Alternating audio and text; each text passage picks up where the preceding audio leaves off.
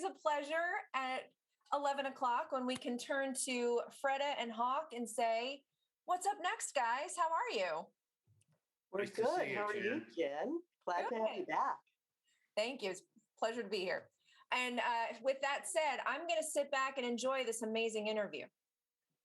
Bye. Thanks. Well, I'm very excited about this. I love seeing Hawk always, but the last time I was in the company of Mr. Medavoy was when I was at UCLA. He came to talk to a class, and it was the most fascinating guest speaker that we had. We talked about it for months afterwards. So I'm really thrilled to have him back on the show today to hear some more stories and everything about his illustrious career. So thank you, Hawk, once again for bringing us the best of Hollywood. Oh, well, thanks, Freda. And hi, everybody. Hope everybody's doing okay. Today, I get to interview Mike Medavoy. He's been one of Hollywood's preeminent producers and studio heads. As head of production at UA, then Orion, and chairman of TriStar, Mike was involved with some of the best films ever made, including Cuckoo's Nest and Network and Rocky and Apocalypse Now and Coming Home, Raging Bull, Annie Hall, Amadeus, Platoon, Silence of the Lambs, and Philadelphia, just to name a few of them. He's written 2 books, American Idol After Iraq, which is more about America in the world as it was and as it is, and the one that I love, You're Only as Good as Your Next One. 100 great movies, 100 good movies, and 100 for which I should be shot. And Mike wasn't shot. He's still here. He also gives back. He's an activist for really good causes. He's sat on many boards, including UCLA, University of Tel Aviv, Harvard. And aside from that, he's a fair tennis player, just fair. So, Mike, come on in and welcome. Thank you. It's the last part that got me laughing. As a fair tennis player, I actually was with John McEnroe the other day, who the following day wound up having COVID. and I'm sure you beat the pants off him. No, I started to laugh only because I remember taking tennis lessons before that, and I was telling him the story about it. Well, and I was feeling really bad because you're right, I was a fair tennis player. Well, we had a lot of fun many years ago on your tennis court. That was a lot of fun with Baskin and I think John Emerson and a guy named Gary Hart, I think, was there that day. Yeah, but he wasn't playing tennis. No. Yeah. So anyway, let's start with, we've had a lot of people on this show who were born in Brooklyn and Hollywood and Kansas, wherever, but we haven't had anybody who was born in Shanghai. And I'd love to ask you a little bit, because it's fascinating. Your story is fascinating. Do you remember your early childhood? I think you were about 6 when they finally moved, but can you tell us a little bit about that? Well, I was almost 8 when we moved. I was, 7. It was November of 1947. It's when we left. Well, but while you were there, now your parents were from Russia in different places. And did you, when you were a little kid, did you learn the first language was Russian, was Chinese? What did you learn first? Well, that it was kind of interesting because my father was born in the Ukraine. My mother was born in Harbin, which is Manchuria, which is really on the border between Russia and China. And it was a very, very Russian-looking place, And they were both obviously Russian Jews, and they both were able to escape. And Shanghai was an open city, which meant that you didn't need a visa to go there.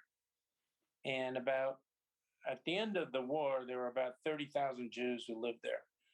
But, there's a Jewish history that goes back, to the year, I think, 800. um, 800 after Christ, of Jews who went to live in the middle of China, and they arrived, and they my grandmother arrived in 20, I think 27 or 28, and as she got off the train with three of her kids, and my grandmother actually, believe it or not, had 14 children. My mother was the 14th child. Mm.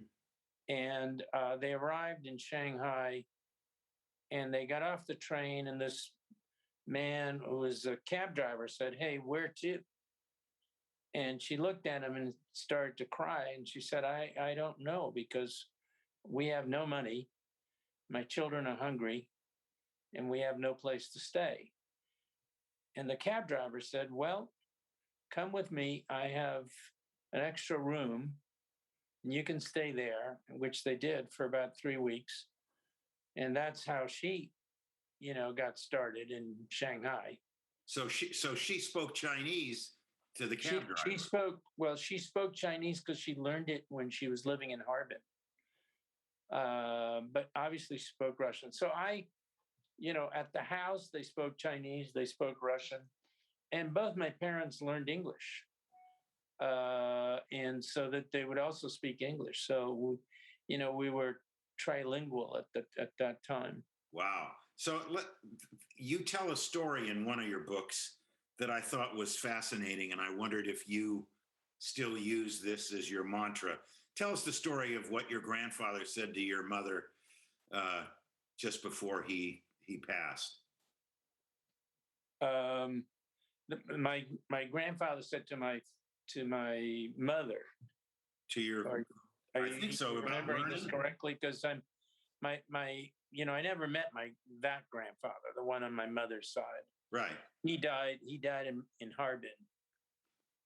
I thought it was about it was an interesting story about what he thought life was about. Learning. Yeah, well, learning was the key to all, Jews who migrated and went everywhere. You had to learn what was going around, otherwise, you would not exist. But my one grandfather, my father's father, that is, said to him, and he was, I think, 13 or 14 years old. He said, time to get a profession. And he said, "What profession? I'm 13 years old, or 14. And he said, "Well, go, there's a new thing called cars. Go learn how to fix cars."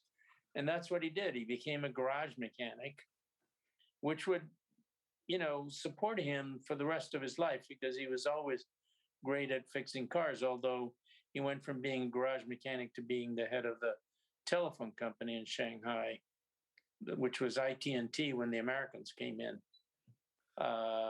And so, he learned that there was something some profession you needed to do. So why did you guys leave Shanghai and go to Chile? Well, when the war was over, the Americans were there. We had always wanted to come to America, but couldn't get accepted. So the question was, where else do we go? And we finally decided, or my father decided, really, to go to whatever embassy or place that would accept him. And Chile was the first one. So we wound up getting on a boat and spending 3 months going around the world and winding up in Buenos Aires, and then flying to Santiago. Now, and I grew up there for 10 years. So now, did you go to movies, or was there television? I know you love movies. There was no television, but there were movies. And I remember the first movie I saw when I was living in China. And I saw a Russian movie, which was kind of surprising, because it was a movie about heroes of World War II in Russia. And I remember really clearly, because this woman in the movie jumps under a tank and blows up the tank. the German tank, that is. And, then I saw American movies. I saw a lot of certainly black and whites. I became a big Errol Flynn fan at the time. Now, were they in Spanish and you spoke Spanish, or they were in English? Well, the first ones I saw were in China. Then I went to movies in Chile, and I love movies. I mean, I would, there were several things I could do. I could play soccer. I could play some tennis, although it's where it all started. And then I could go to the movies on weekends, but I would usually go to soccer games. Now, did you read too? Were you an avid reader? I've always been an avid reader. As you know, in college, I was a history major, history and political science. And, I was being a history major, I love the idea of turning history into visuals. Some of my favorite movies are those kind of historical, big background, historical movies. Man in the Iron Mask, Count of Monte Cristo. Yeah. Three Musketeers. Yeah. Robin Hood. Robin Hood, Seahawk, Captain Blood. Then, one of my favorite movies, David Lean's movie, in in the desert, as I call it. Lawrence? Yeah, Lawrence of Arabia. Right. So now your family finally did get a visa and were able to come to the States when you were 15 or 16? I was working in a children's camp as a camp counselor. And two of the kids that were in my group were the sons of the Chilean consul. And he said, you were so great with my kids. Is there anything that I can do for you? And I said, well, you can, we've been wanting to go to the United States. My grandfather left Shanghai for Hawaii. And that's my grandfather, my grandmother, and my aunt went to my father's sister went to Hawaii. And then Hawaii in 1950 became a state. And as soon as it became a state, everybody that was living in Hawaii became an American citizen. So they were grandfathered. And eventually they wound up in Long Beach, California. That's in the 50s. And we were living in Chile. And finally, in 57, we got a visa to come, and we moved in with my aunt in Long Beach, California. So you were in high school at the time? It was my last year of high school. And how was that coming from knowing so much about America, but having never been there? How did you integrate yourself into high school at that time? Well, it would, for whatever reason, and I can't tell you exactly because I don't know exactly. I seem to be able to fit in most places. I was looking at some pictures actually of my year in high school. And then I spent one more year at a junior college learning English. And then I went to UCLA. And at UCLA, you studied history. Yeah. And when you left UCLA, what was your first job and when you got out? I went to the mailroom at Universal Studios. And that's a pretty good job. I mean, not everybody gets that. Well, I mean, I thought I was, I was introduced again. I was working in a camp, and this guy said, "Hey, you were great with my kids. Can I, is there anything that I can help you with? Are you interested in the film business?" I said, "Yeah, I'd love the film business." So he introduced me to Al Dorskin, who worked at Universal, ran the plant. And Al said, "You speak languages. Let me send you to the foreign sales department." And I went up there and met with all the guys, but they didn't have a job. So I went back to Dorskin. I said, "They don't have anything.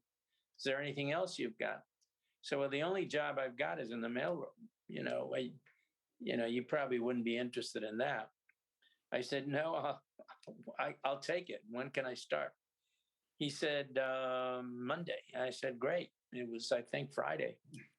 And I went that Monday to the Universal Mailroom thinking that I was going to be the smartest guy there and I'd be out of there no time flat. As it turns out, there were a lot of other guys who, some of whom had master's degrees while I had a BA. And there was Walter Hill and Mark Norman, other people, who, all of them wound up doing really well. One of them brought the Beatles to the United States, Steve Wolf. And, it was interesting because John Badham was also in that mailroom. So there was a lot of guys, that went on to do other things in life, and that was great. So you were delivering mail to television was huge. Alfred Hitchcock and Cary Grant at the time, their offices, because they all had offices on the lot. Did you you didn't run into Errol Flynn though, did you? No, Errol Flynn, of course, had been a Warner's contract player. So. And Universal, it was interesting because, I was looking to see what other jobs there were. And I became a casting director, and I went to work for Jack Webb and Bob Hope as the casting director of the Bob Hope Chrysler Theater, and Webb had Dragnet. And one day I met Bill Robinson, who offered me a job as an agent. And I said, that sounds pretty good. I got to get out of here. I can't do this anymore. And I went to Jack Webb and I said, Jack, I'm thinking of leaving and becoming an agent. He said, oh, no, don't do that. He said, don't, stay here. I mean, I'll get you an appointment with Lou Wasserman, and he'll find a job for you. So I said, okay. So I went to see Lou, and I sat in his office, and, there I was in the 14th floor of the Tower building. And he said, well, what is it you want to do? I said, well, I don't really know. He said, I said, I don't want to be a casting director. I'm thinking of becoming an agent. You are an agent. And he looked at me and he said, well, how about, we're starting a theme park up here. And I said, well, I know all about it because if you remember, the mailroom prepared a memo for you about opening a theme park here. He brushed me off, which point I said, well, the only job I'm really interested is one you're not going to give me. And I said, what's that? I said, yours. And he said, he looked at me and he said, you're right. You're going to be a really good agent. Great. I never heard that one. That's terrific. Yeah. Wow. I remember, in his later years, I went and had lunch with him a couple of times at the Universal Commissary. And I reminded him of that, and he laughed a lot, just like you did. Oh, that's terrific. So how did you get Bill Robinson? I guess was Martha Luttrell with him then? At that point? No. I was there alone, and I learned some stuff with Bill, and but he had mainly older clients. If you remember Bill's client list, except for one. Everybody except for Tony Bill, who was a younger client. And, he had Carol Burnett, but he didn't represent her in television. He represented her only in the movies. And of course, she wasn't doing movies. So, there was Van Heflin and Keenan Wynn and people that were under contract to either MGM or at one time or at Warner's. Lloyd Nolan. And then one day he said, tell you what, you're not allowed to sign anybody, but I'll allow you to sign one person. And I said, okay. So I went out and signed Diane Baker. And 2 days later, she got a job. And so I wound up collecting half the fee for her job, which was up to that point, I was making, I think, either $100 a week or $200 a week. I can't remember. Well, you're not going to believe this, Mike, but we have a Facebook page, and I post on my Facebook page that I was going to interview you today. And Diane Baker is a Facebook friend of mine, and she messaged me on my Facebook page saying, "Oh my God, I love Mike. He was my agent." And so it's just so wonderful that you're speaking about Diane, and I'll bet you she's watching you right now. So I hope so. there's also, as long as we're taking a break for a minute, I must say there's an awful lot of Facebook friends of mine who evidently know you and love you. One, Jeff Arch, who wanted to thank you for greenlighting Sleepless in Seattle, which you wrote.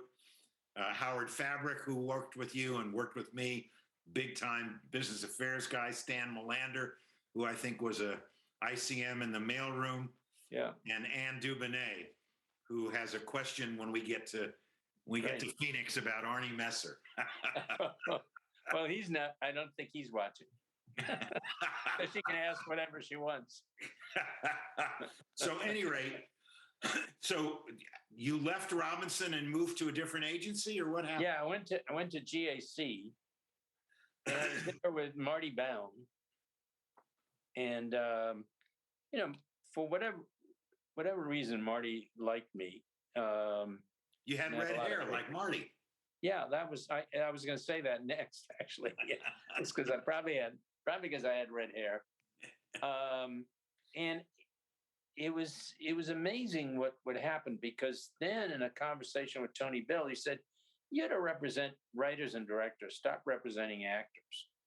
And I represented a bunch of actors that were given to me, like Bobby Morse, and How to Succeed. Recently passed away, as you know. Yes. And I started signing young filmmakers, young directors, and then then Spielberg and Lucas and Coppola, and it wasn't Coppola, but it was Phil Kaufman, Hal Ashby, Terrence Malick. Now, did one come to the other? Did you go to USC and talk to people, or you? No, I was sitting in my office one day, and I was reading Time magazine, and in Time magazine there was an article about young filmmakers who were working their way up. Okay. And there was an article about John Milius and George doing a movie that John had done called Marcello, I'm So Bored. And so I said, find him in the phone directory and let's call him. And I did. I called him up, signed him right away, and that's how it went. I mean, I started signing directors like crazy. And one of the interesting aspects of this too was that I was in a staff meeting with Baum, and Baum says, "What's happening with Zabriskie Point?" I said, "I don't think anything's happening there on that." And of course, since he knew the girl that was being hired for it, he said, "You're wrong. You don't know what you're doing." And so I went out to the studio and met the director, Antonioni, and became lifelong friends with him and became almost his agent in America. And of course, this was a time when everybody was trying to, latch on to foreign filmmakers, international filmmakers. And I was the one guy that knew Antonioni. Nobody else knew him, and I could always cart him around and show him around. And it was great because we became, lifelong friends. And, then I obviously signed other Italian directors and a lot of British directors. So when you say you signed him, what do you think made you a good agent? I think maybe it's because I read the material that was out there and looked around and everything was changing. The business was changing. I mean, if you really think about it and you break it down, you got to go, the 50s and 60s was really the age of television, right? The beginning of television. And then in the late 60s. And remember, I start in 64. I become an American citizen in 1963. 64, I go into the Army. I'm a reservist. And as a reservist, I was a radio and television newscaster, believe it or not.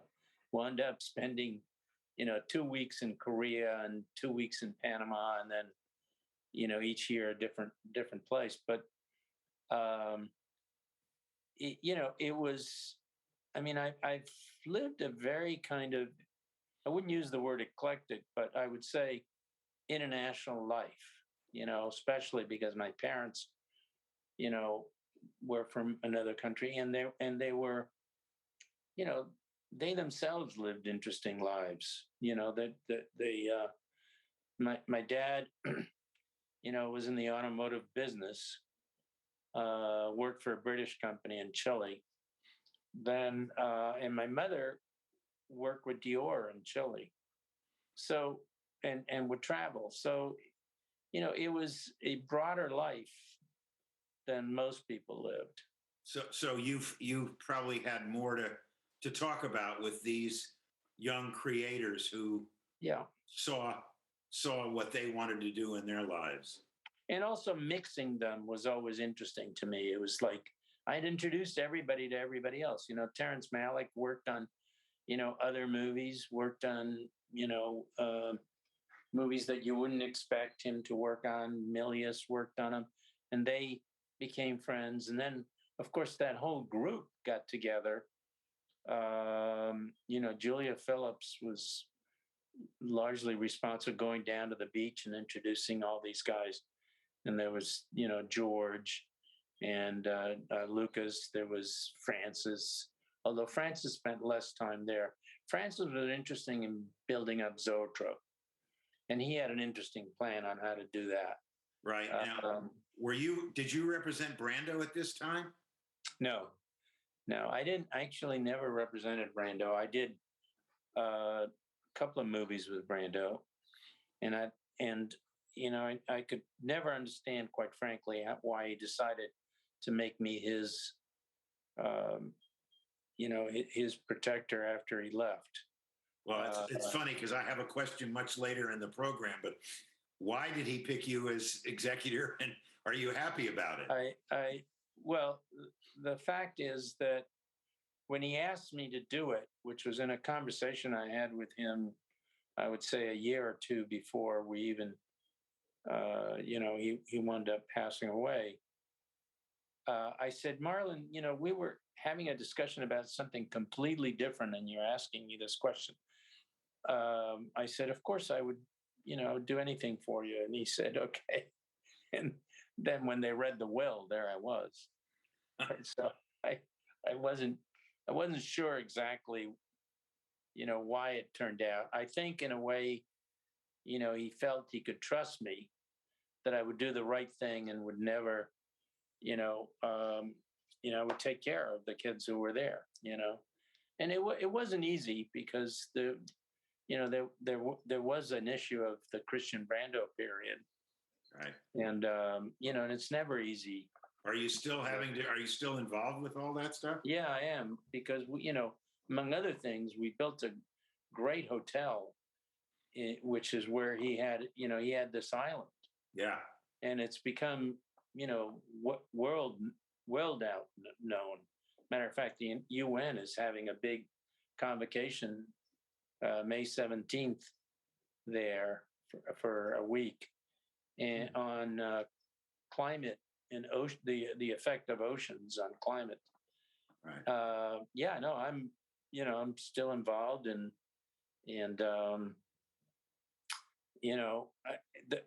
I learned a lot about him after he passed away.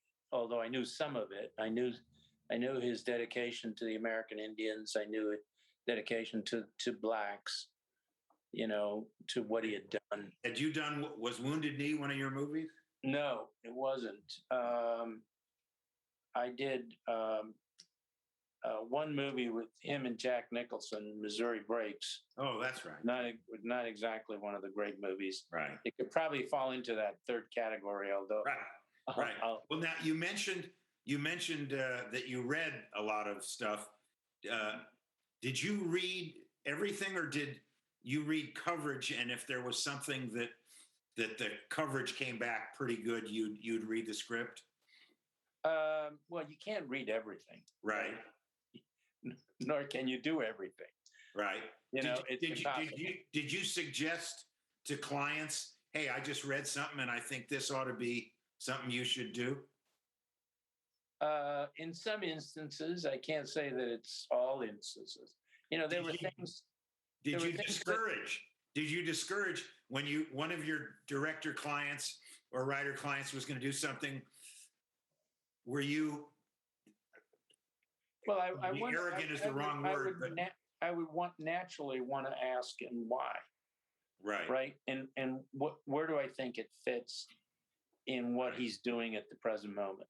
But I also would have ideas. I mean, I would go, for example, to someone and make a suggestion. I'd go to Gene Wilder and say, Gene, do you have something you want to do? And I said, when I first met Gene Wilder, he was an actor, and he was terrific. And I said, you ought to be producing stuff and directing and writing. And he said, well, that's good, as he would. And, he finally said, I have an agent in New York. Will you split a fee with her? And I worked for somebody else, so I couldn't ask that question. Mm-hmm. I couldn't answer the question, but I did, ask, my superiors as to whether it was okay. And I went and met his agent in New York, and we split the fee. And then I asked him if he had a project, and that's when Young Frankenstein came out, and the cast all turned out. There were these two guys who I also represented, Peter Boyle and Marty Feldman, and I suggested them, and the question was why, and I said, because they're right here, they're in my office, and and then we decided to go to Mel, who we had worked with, and he said, Mel doesn't like to do anything unless he's written it. So I said, well, maybe you'll do some rewrites for him, whatever. Now, was Gruskoff an agent at that time, or no? Or he was producing? He produced it. Well, no, I tried to get Gruskoff to come back to the agency business because he had been a good agent at CMA, which is where I had been. Right. And he said, no, I don't want to be an agent. I said, well, I've got a picture that I'm putting together. Do you know Mel Brooks? He said, well, I don't really know him. I met him, he said, I'm on Fire Island, but I don't really know him. So I said, okay, well, here's the project, and I'll introduce you to everybody else. And you can produce this. So I had made a deal at Columbia on the project. And I think what happened there were two things. One is they wanted the picture for $2 million, and it was budgeted at 2.4. And the second, when finally Mel told them he wanted to shoot in black and white, I think they all fell off the chair. And Gruskoff took it to his buddy, who was also an agent with us, Alan Ladd Jr. And Laddie said, yes, I'll do it. Yeah. And that's how it wound up at Fox. Now, I read somewhere, which I thought was very good, just very simple. It's like, for people who don't know, why do you make a movie? You describe the 5 things a script must have in order to move forward with it. Do you remember them? I mean, I've got them written down. Well, certainly budget is one of them, right? Well, go ahead. I mean, the right filmmaker for the right story is another one of them. Well, right? This so writer, maybe I didn't clarify it. It's what a script must have, and what you said was do I want to turn the page? Yeah. Do I care about the characters? Yeah. Does it strike an emotional chord? Yeah. Is it thematically interesting, and is it unique?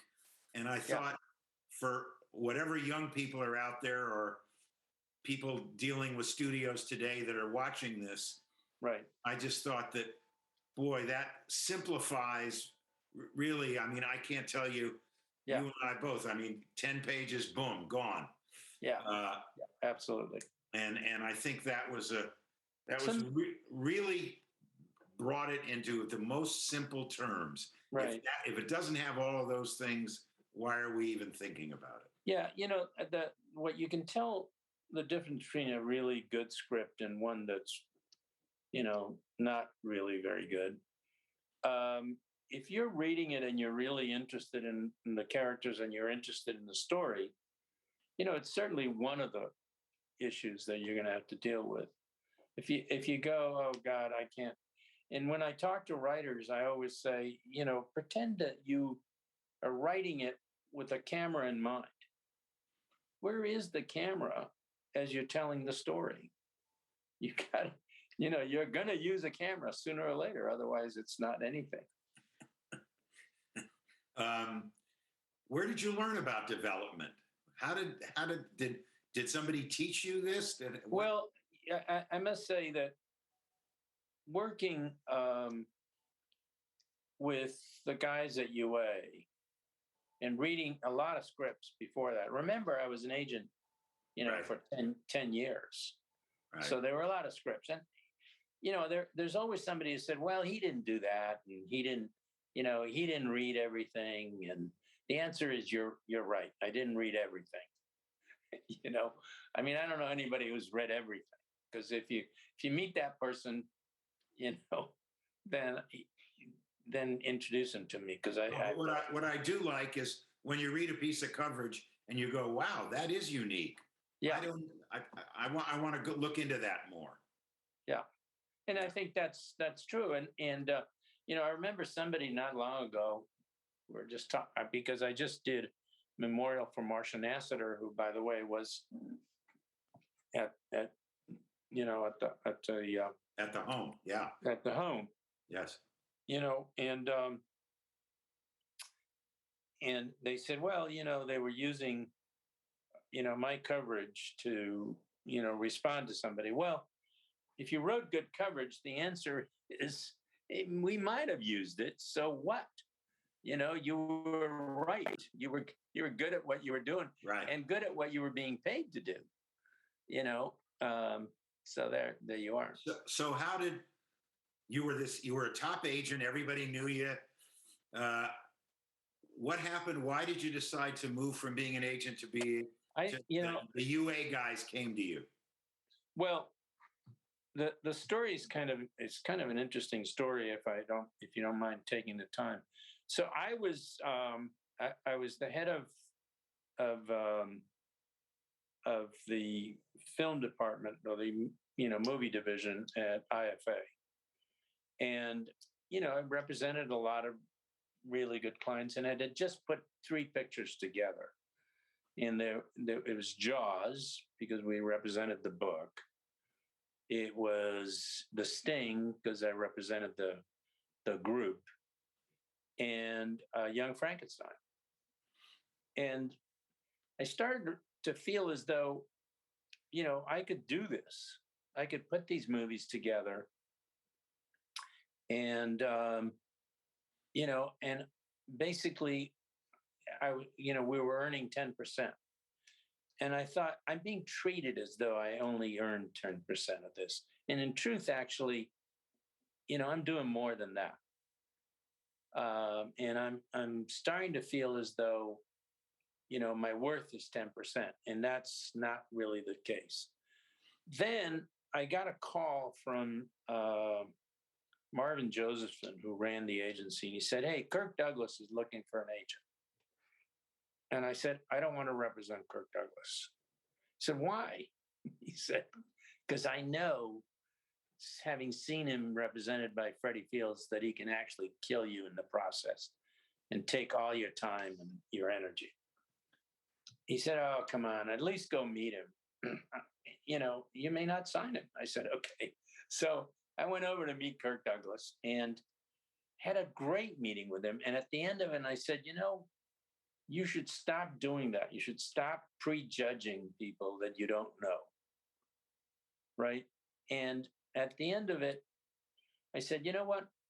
I'd love to represent Kirk Douglas. So I go away.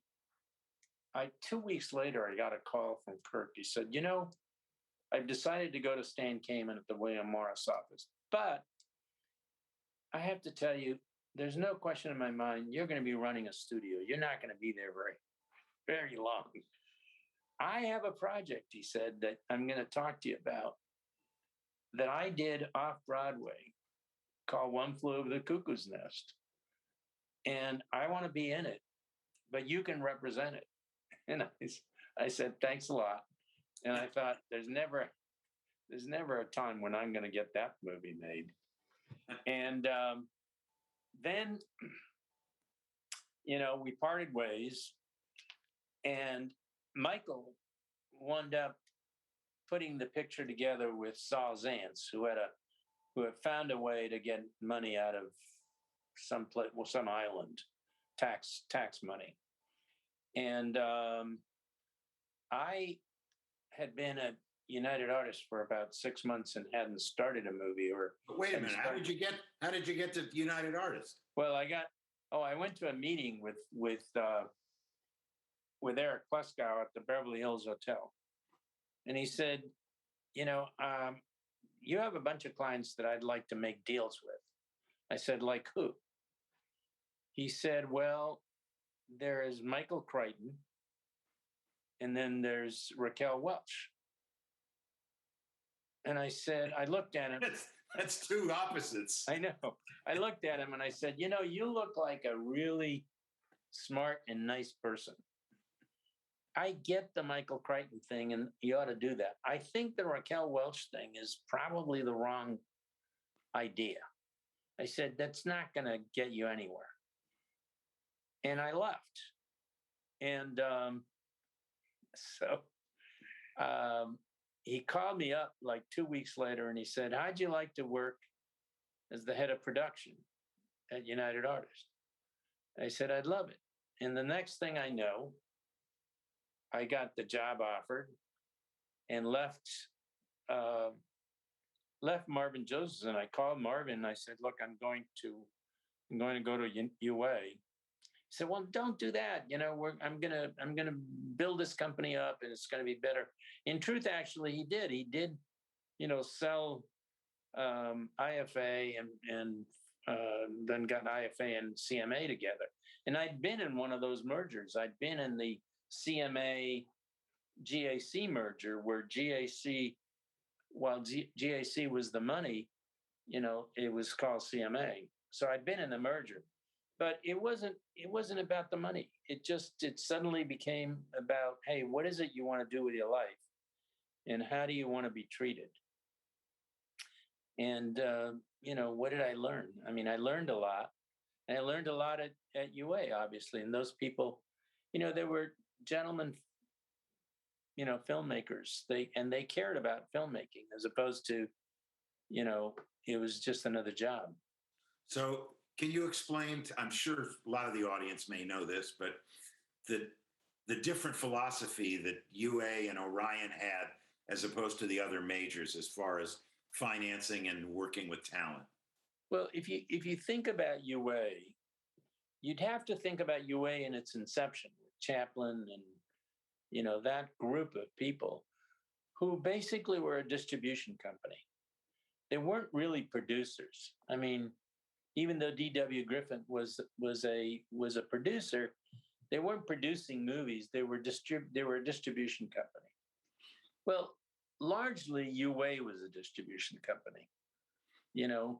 Even though, for example, David Picker did get involved but he picked projects up, but he didn't produce them per se. He just basically found stuff to do, and some very interesting stuff. And it was also a very international company.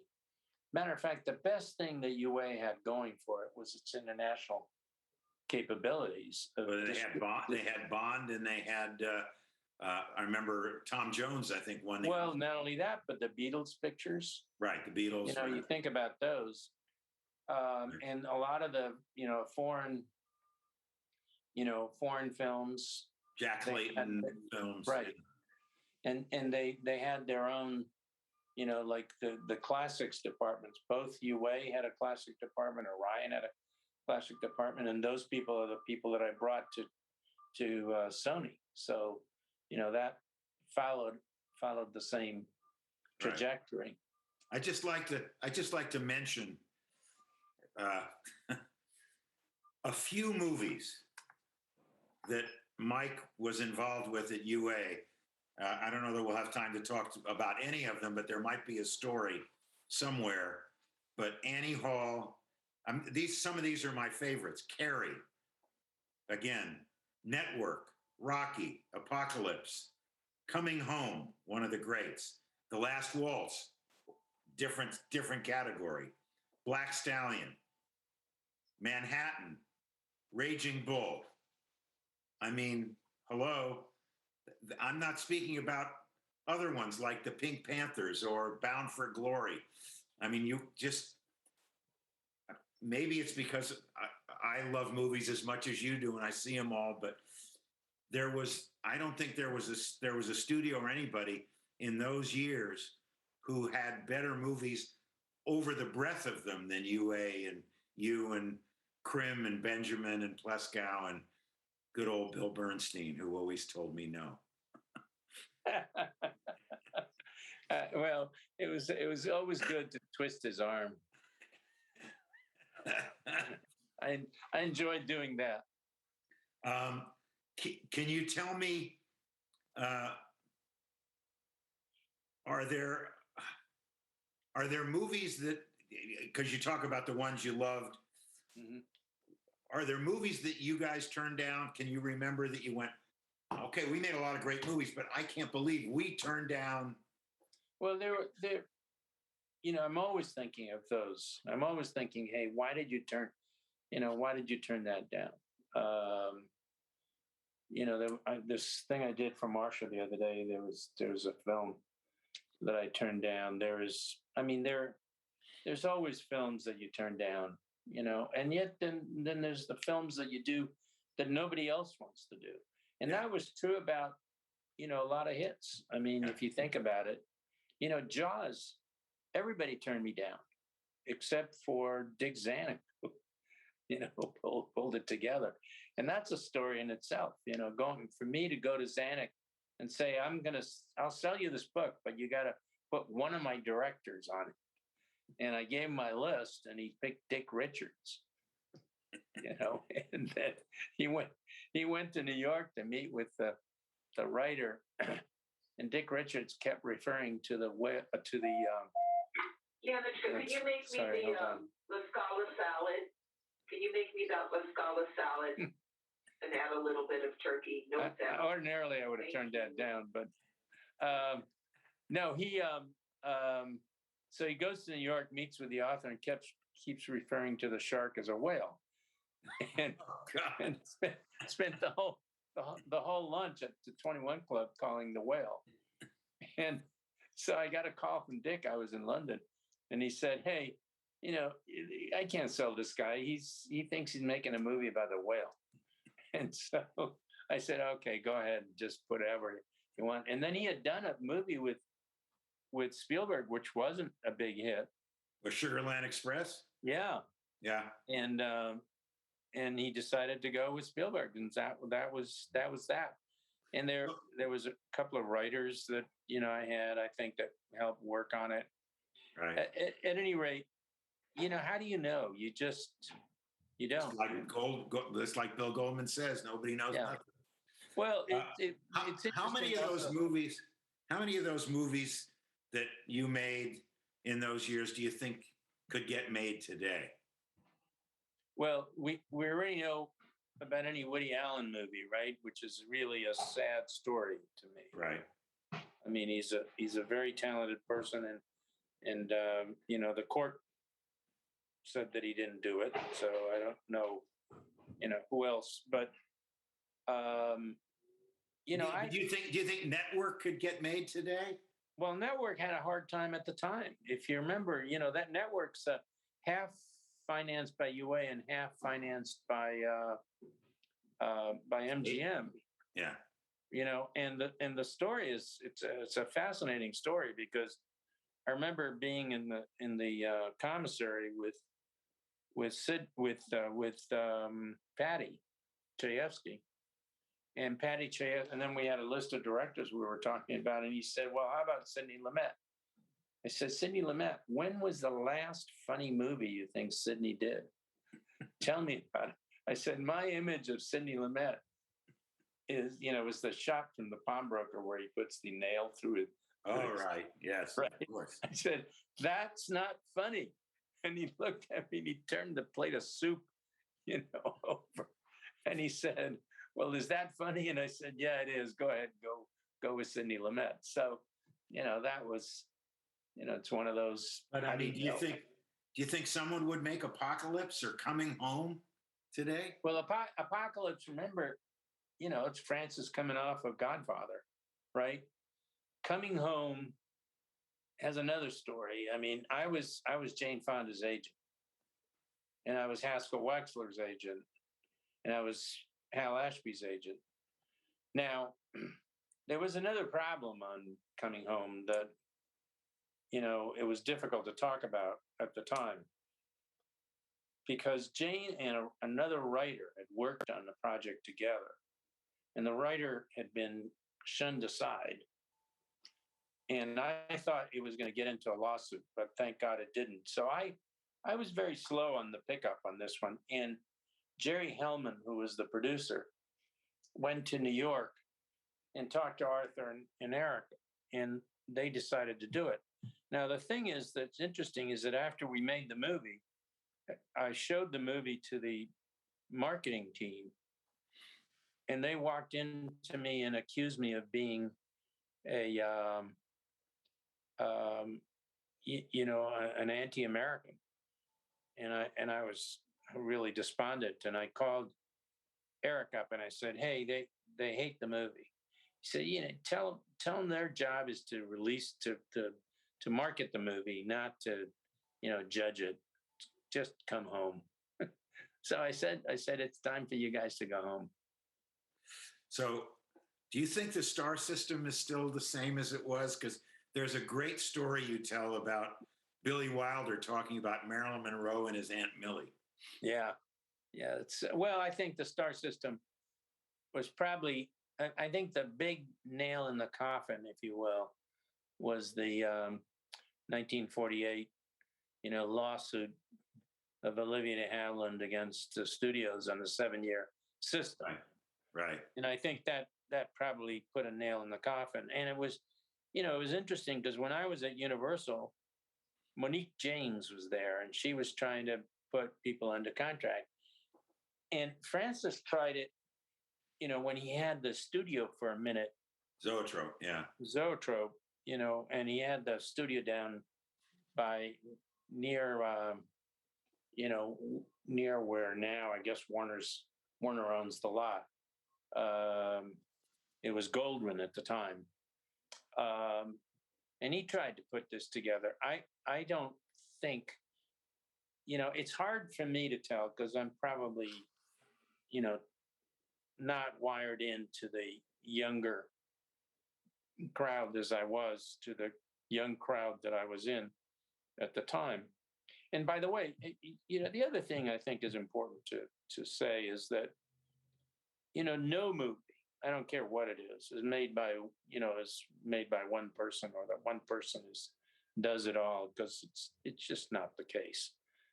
Everybody can contribute, does, and in some instances, in a lot of instances, that does contribute. I mean, if you think about it, I didn't bring Woody Allen to United Artists. He was there when I got there. I think Picker probably had a lot to do with it.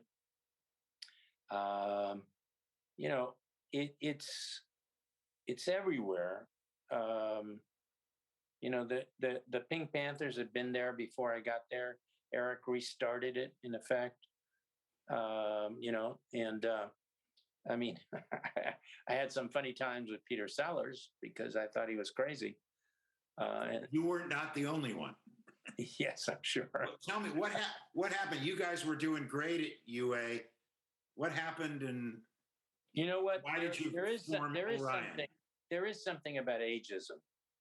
I think, and I don't say it because I'm getting older or because I'm older, but I think, throughout my career, in every instance that I can remember, somebody was trying to get rid of Arthur Krim. And that was true at UA when Jack Beckett and the guys at Transamerica, they basically they wanted to fire Krim and Benjamin. And they went to Eric and said, Eric, we want to fire, those guys. And Eric said, if you're going to fire them, I quit. And then he did. He quit because of that. And then he came to talk to me about the fact that he was, they were going to fire Arthur. And he said, I'm going to go with them. Will you come with us? And I did. I went. That's the reason I left. Now, that was true later on at Orion. Somebody was trying to get rid of Arthur. Now, in that case, I refused to discuss it with the people that came to see me. And it was all about age. It wasn't because he wasn't any good or any of that. It's because they felt he was too old. And I think that's true. There is ageism in the business, and there is now too. Sure. Just at Orion, again, I got to mention some of the films. These are movies that meant a lot to me and are seminal films. Let's just start with Blake Edwards' 10. Caddyshack, Arthur, Amadeus, Terminator, another seminal film, Desperately Seeking Susan, Demi's Something Wild, Hoosiers, which was just on the other day again. I can't help but cry and cheer at the end of that movie. Platoon, RoboCop, again, a unique film. No Way Out, terrific thriller. And I think probably Kevin Costner probably made it because of that, didn't he? Unbearable Lightness of Being. I mean, Phil Kaufman, in my opinion, his best film. Yeah. Bull Durham, which you probably don't remember, but I had just taken over De Laurentiis, and I was finishing Bill and Ted's Excellent Adventure, and they came to me with Young Guns and Bull Durham, and I was in the midst of bidding for both when De Laurentiis came to me and said, we're bankrupt and you can't get any of them. And I was so upset. And then I heard Medavoy just bought Bull Durham. And by the way, he's taking Bill and Ted's Excellent Adventure. I was so angry, but I was impotent. There was nothing I could do. Yeah. Anyway, just amazing. I'm still going. Dirty Rotten Scoundrels, one of my favorites. Mississippi Burning, Dances with Wolves. A film called Gorky Park, which is one of my favorites only because I made it. It's a good movie. No, you shouldn't hate it.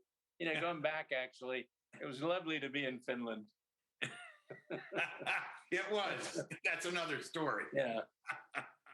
So at Orion, what changed at UA? Did anything change in the way all of you worked at Orion, or was it basically the same? No, not really. You know what? The structure, the financial structure at Orion did not work. And eventually it paid it paid the price as a result of it. Also, in 1984, there was a presidential election, and I got very involved in the Gary Hart campaign. I remember I was at your house. And I think without saying to anybody, or even thinking it for that matter, I kind of spent more time in politics than I did, working.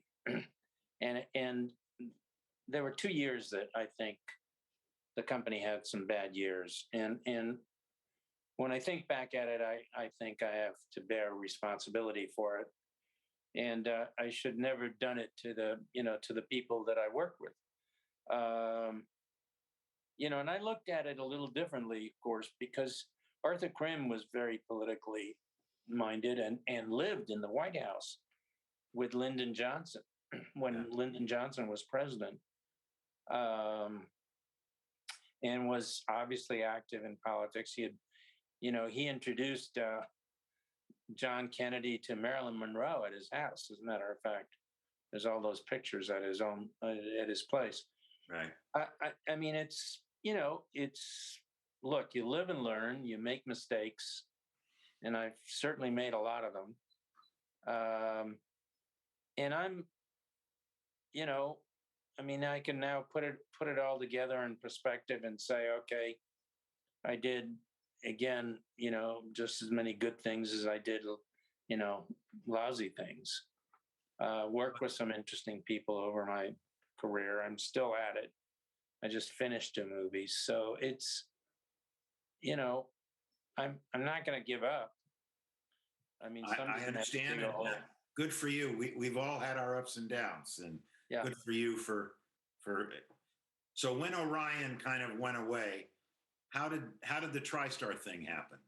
Well, I got a call from Goober asking me if I wanted to come to Columbia, and I said, I'd love to talk to him. So they offered me the job. And as part of the job, I had the ability to green light anything up to $35 million. And so I went to Arthur and Eric and said, I'm moving on. And I went, and then when I got there, the first thing Goober said to me is, hey, before we can make a deal, you've got to meet John Peters. I said, I know John Peters. He said, no, he wants to bless the deal. So I went over to John Peters' house. That should have been my first, signal that this was not going to happen well. And, I had a nice meeting with him, but, if I'd thought it well, I probably wouldn't have done it. And meanwhile, I had gotten a call from Steve Ross about going to Warner's. But the Warner thing was not about running production, although I'm sure they would have moved me eventually into production. But they wanted to do a production deal with me. And he said to me, look, I'll do any deal. You write the deal up and I'll do that deal. I said, well, I've already promised these guys I was going to come over. He said, well, what are you worried about? Those guys don't keep promises. Why would you? So, I decided to go there. And, I mean, the goalposts in that place were constantly changing. But I did get to make some good movies, I mean, one of my favorites in the group, of course, is Philadelphia. Yeah. But it's interesting because the one movie that seemed to have really kind of, I think sidelined me on what was going on was making Bugsy with Warren. I gave up. I had another movie I could have done with Jack Nicholson, which was there when I got there, which is this trial movie. I forget the name of it now. Good Men. What's that? Good Men. No, the one with Jack Nicholson. And with Tom Cruise. Yeah. A Few Good Men. A Few Good Men. Few Good Men. Yeah. Few Good Men. And I but I was asked to give it to Sony, to Columbia, because they didn't have any movies. So, and I was actually just kept really marching along. And, another one of those that what I would put down as a mistake in my part. Well, I could have done it, should have done it. Warren can take up a lot of your time. Man, it took all the oxygen out. I've worked with him. I understand. And I had done, by the way, before I left Orion, I had done Silence of the Lambs too. So, and the same year that Warren was up for an Academy Award, Silence of the Lambs was up for an Academy Award and won it. And then I got thanked at the Academy Award for giving them the movie to Demi. Right. I mean, it was an interesting year, and all of it ended, in what became my divorce from my ex-wife. Yes. Yes, I remember that as well. Yes. There was a question here that I wanted to ask.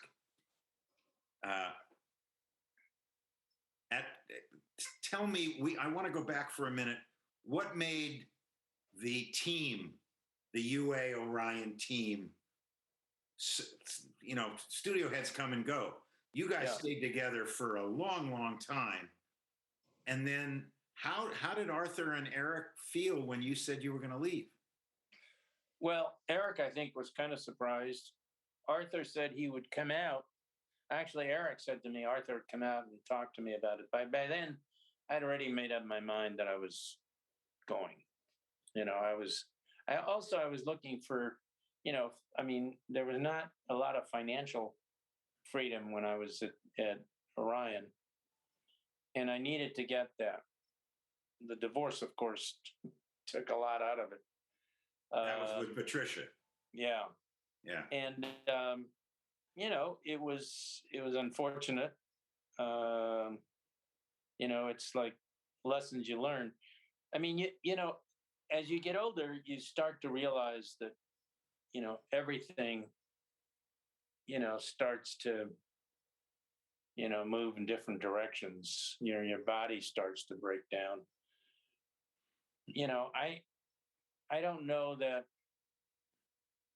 you learn anything as you go along, unless you're a lot smarter than I am. But I learned, I learned by going back and looking at it again. Like, for example, I'm writing a book about my parents, and I'm fascinated by the idea that they've just erected a statue in Shanghai at the Holocaust Museum there of my parents and myself and my sister as we were leaving Shanghai. Wow. And that's, that pulls it all together, because at the end of it, we're sooner or later, we're all going to be gone. Yeah. And what is it we leave other than our children and, whatever work we do? Here's a question that just leads into that. What would you like people to know about you that maybe they don't? That's kind of, you know what? I think most people know about me,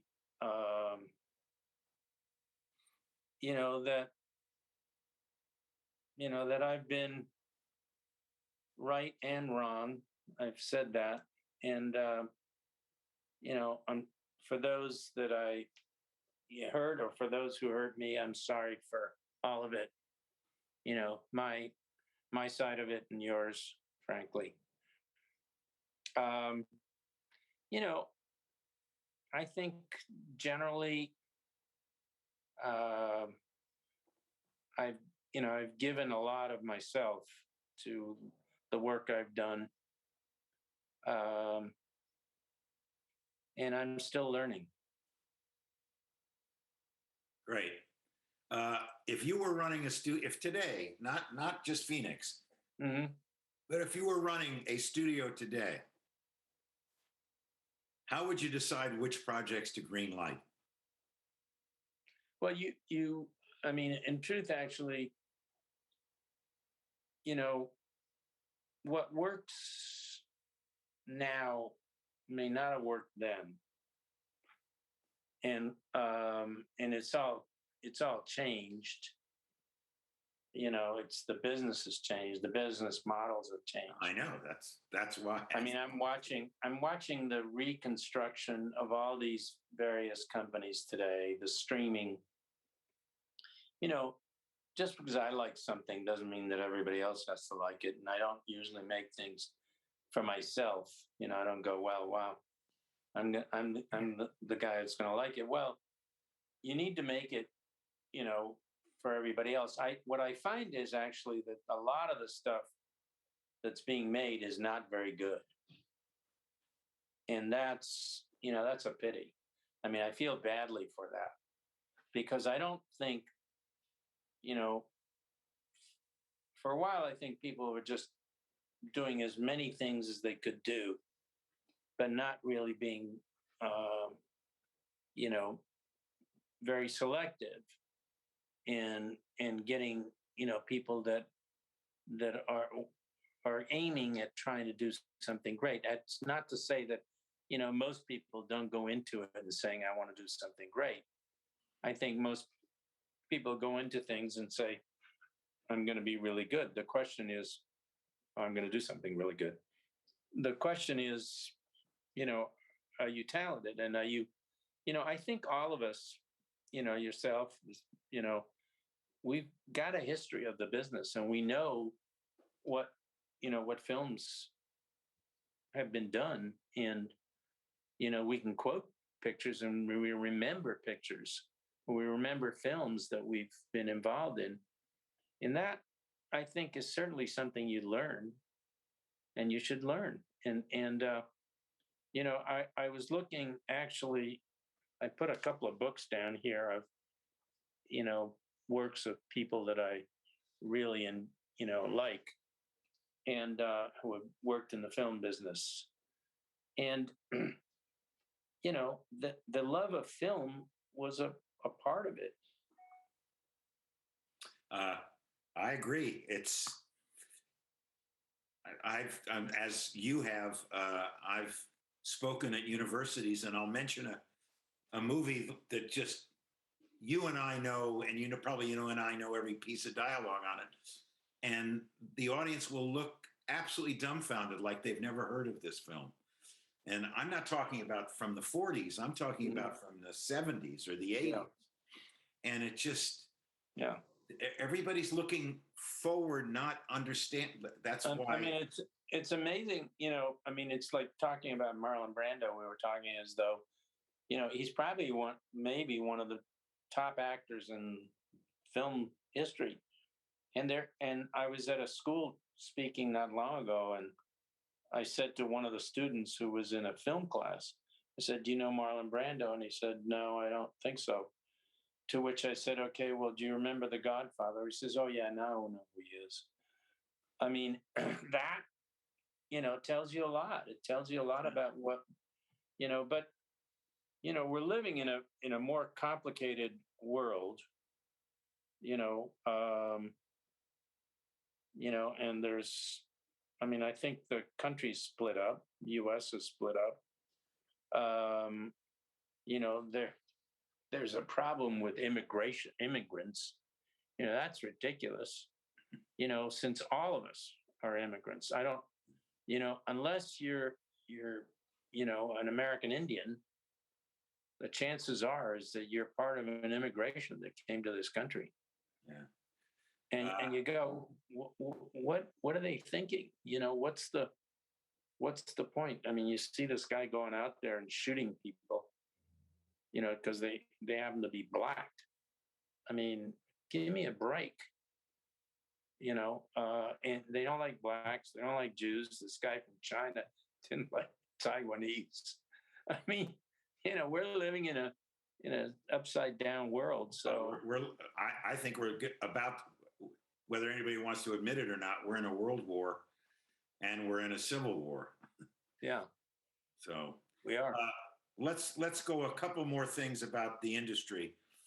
Do you talk about, and you know my point of view on this, do you think movies going to theatrical first before streaming and pay cable is the right way to make films and financially get, because I think that I know the studios are going back to a window now of 45 days. Mhm.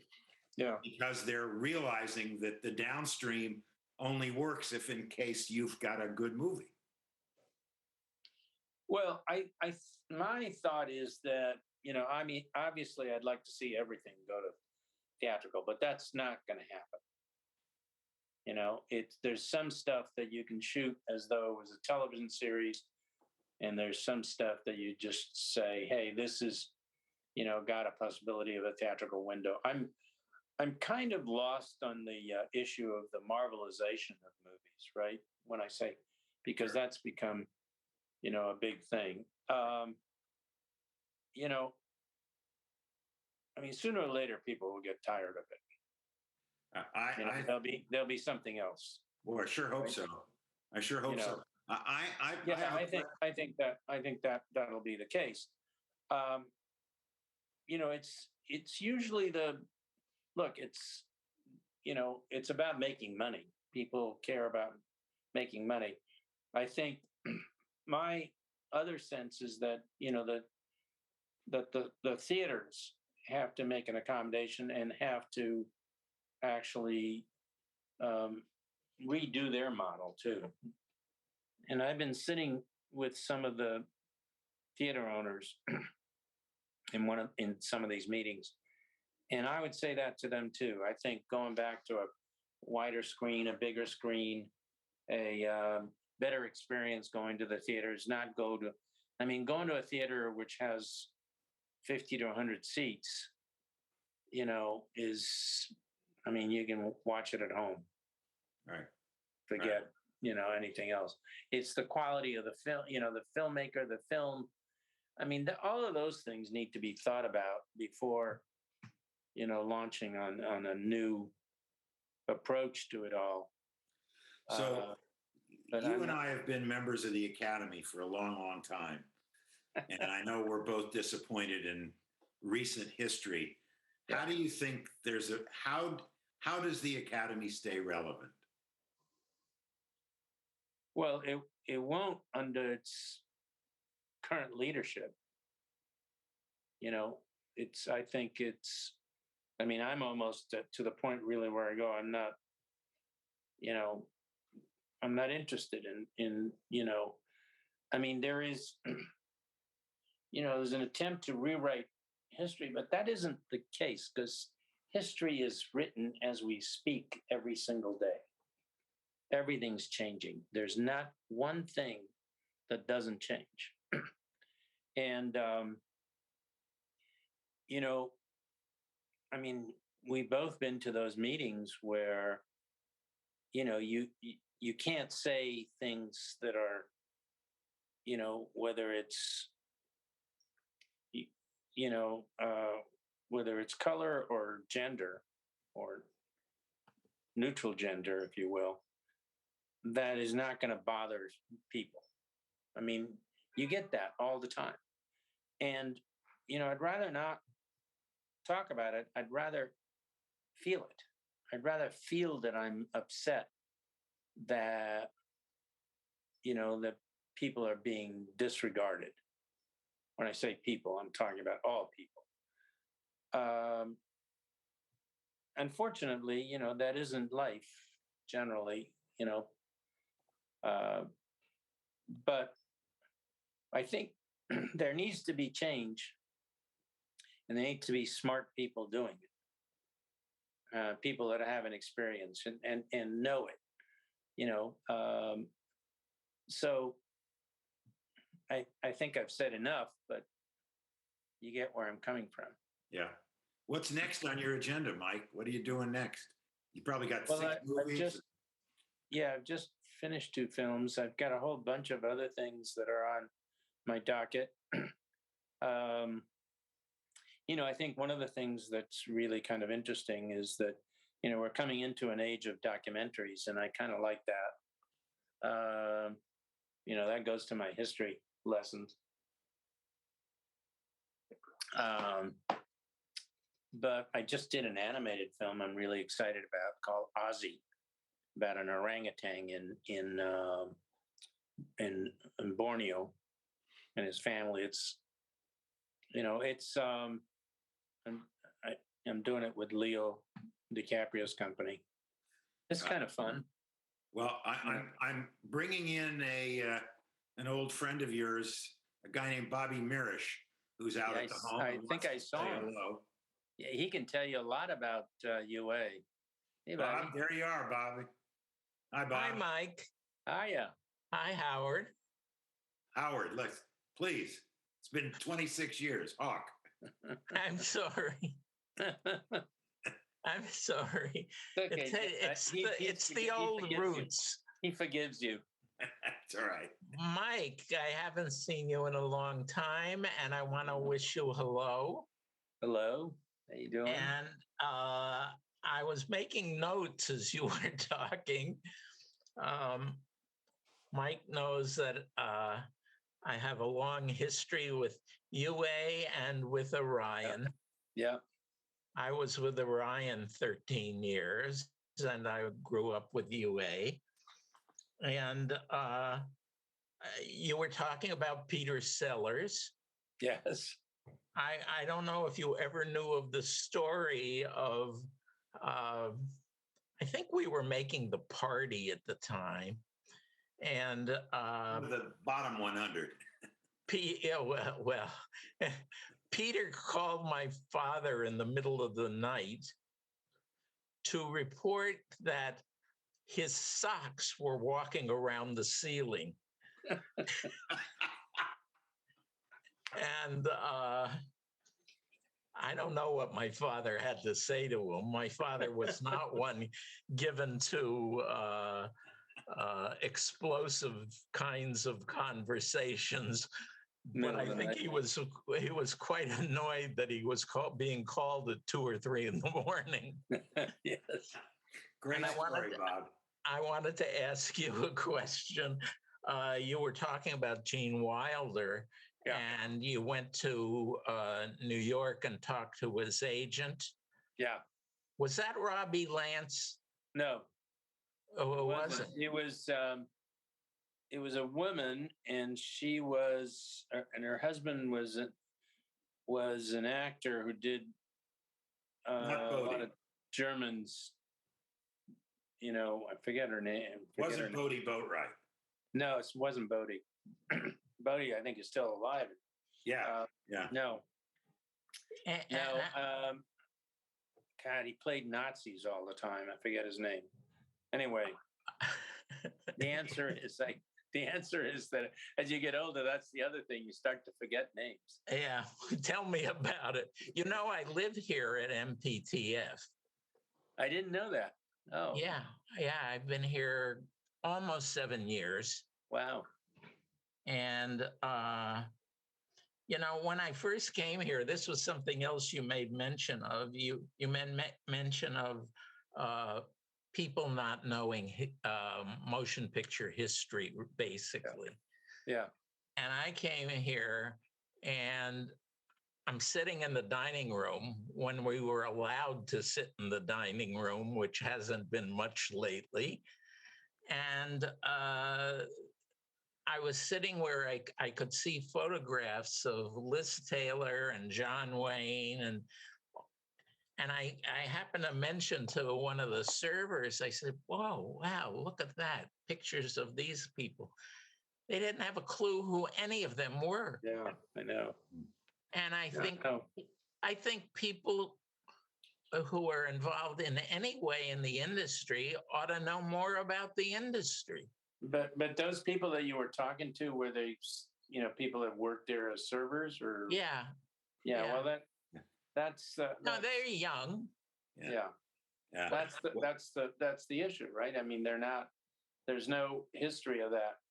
Yeah, that's what I'm saying. People should, who are involved in any way with the industry ought to know more about the history of the industry. But I'll bet you, Bobby, that I'll bet you that if you took a poll of all the people living at the home, I bet all of them have worked on some of the movies that Mike and you were involved in.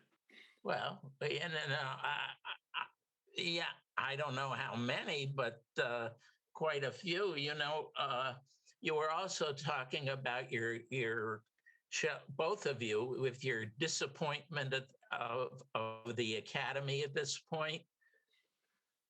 I should tell you, Walter is still with us. He's 100 years old, and I talk to him all the time. And he's totally fed up with the Academy. Yeah. He doesn't want to have anything to do with it. Yeah. Well, Yeah. I'm happy to. That's too bad. Yeah. We're honoring him on the 100th anniversary of the Motion Picture Fund in June. Yes, I know. And hopefully you'll come and come to our big soiree, our gala. Well, I've talked to Beecher about that, and I certainly want to be, and I pray that Walter is able, either on film or some way, to be around at that time to still be able to be part of that celebration. Right. Well, Mike, we just touched, like an inch of everything you've done in your career in the business. We haven't had a chance to talk about all the other great things that you've done, but I don't know about you, but I've really, really enjoyed it. And I thank you so much for being here. And Jen has a question. Jen, if you can come back in, she always asks one question at the end that we always ask our guests. So Jen, take it away. And thanks, Mike, so much. Thank you, Huck. Thank you. And Bob, thanks for joining us. That was really cool. Thank you. So, Mike, the two very difficult questions we ask everybody, because this is the Motion Picture and Television. You're going to start off with difficult questions? Oh, we end with difficult questions. Yeah. So, what is your favorite film and what is your favorite television show? And as you're thinking about it, I want to throw in my hat. My favorite film is Amadeus. So thank you. Well, it's certainly one of mine. It's people have asked me that question before. Of all the films we've done, what's your favorite? Well, I always say the favorite had to be the first film I did that won the Academy Award, which was One Flew Over the Cuckoo's Nest. But I would say, if you're really looking at me as a human being, I go Cuckoo's Nest, Amadeus, Philadelphia. Mm-hmm. Those are the three that, I cried at Philadelphia.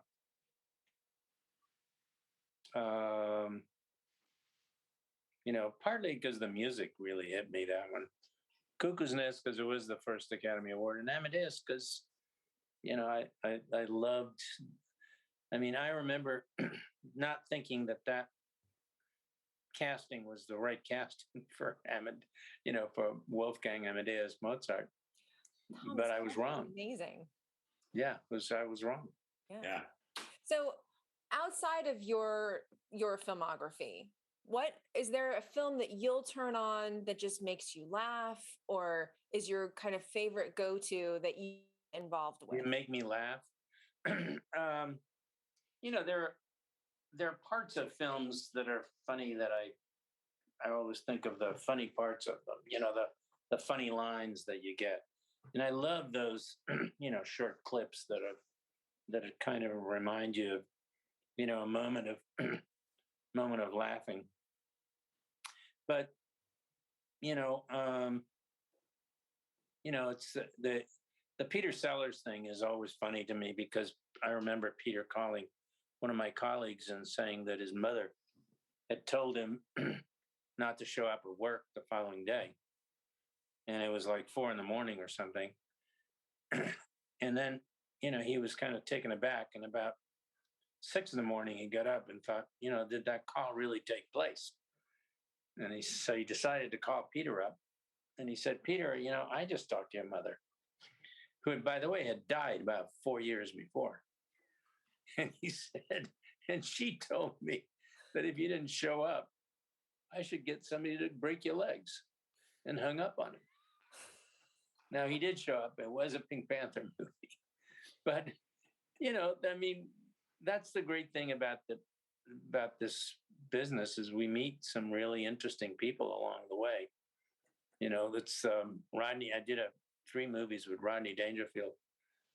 One of my favorite lines is when he goes to this restaurant that says open 24 hours a day, and he comes in, and as they're shutting the place up, and he says, "Hey, it says open 24 hours a day." And the guy looked at him and he said, "Yeah, but not in a row."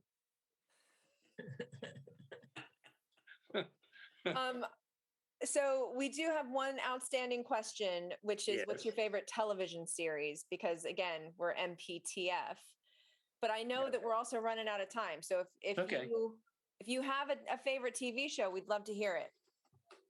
I don't have one that I go, that I want to talk about. All right. Lovely. Guys, thank you again. This has been Thank you, Hawk. informative Thank and you. illuminating. Put the candle back. My favorite line. Mike, thanks again, buddy. Really Thank you. appreciate it. Thanks, Hawk. Talk to you soon. Bye, guys. Bye, guys. Thank you. Up next, we've got meditation. Don't go anywhere.